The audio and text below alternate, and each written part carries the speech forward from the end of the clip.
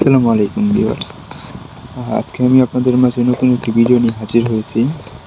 অনলাইনে কিভাবে আমি প্রতারণার শিকার হলাম সব আজকে আমি আপনাদেরকে দেখাবো। তো আমি অনলাইন থেকে একটা ফ্যান অর্ডার করি। তো ফ্যানটি আমার হাতে আসার পর আমি ফ্যানটা ওরকমভাবে চেক করি নাই। চেক না করে আমি রিসিভ করি ফ্যানটা। ফ্যানটা রিসিভ করার পর আমি ফ্যানটা যখন বাসায় নিয়ে আসি চালু করার পর আর চালু হয় না। তো সুইচ চাপিয়ে কোনোটাতেই কাজ হয় না। তো অ্যাটলিস্ট যখন সব কিছুতেই কিছু হইতেছে না, তো পরে আমি সিদ্ধান্ত নিই যে দেখি এটার মূলত কী সমস্যা।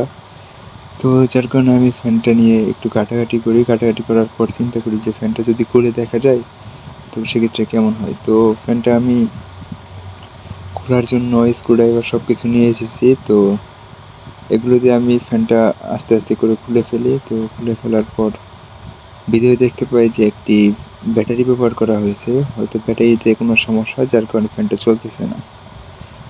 তো আমি কি করব বুঝতেছি না। তো ওই সময় আমার আমার কাছে আলাদা একটা ব্যাটারি ছিল, নতুন ব্যাটারি। তো ওইটা খুলে আমি আরেকটা তার নিয়ে আসলাম। তো তার নিয়ে পুরাতন ব্যাটারির সাথে, যেহেতু আমার কাছে তাতাল ছিল না, তো আমি পুরাতন ব্যাটারির সাথে ওই তারটা জুড়ে দিয়ে নতুন যে ব্যাটারি ওইটাতে তারটা লাগিয়ে দিলাম। লাগিয়ে দেওয়ার পর সুইচ চাপার পর ফ্যানটি চালু হয়েছে।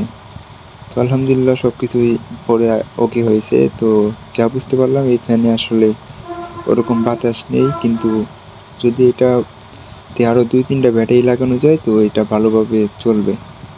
তো আমি আবার যখন শহরের দিকে যাব তো 3টা ব্যাটারি নিয়ে আসবো। তো ওই ব্যাটারি দিয়ে আমি ফ্যানটা অন রাখবো।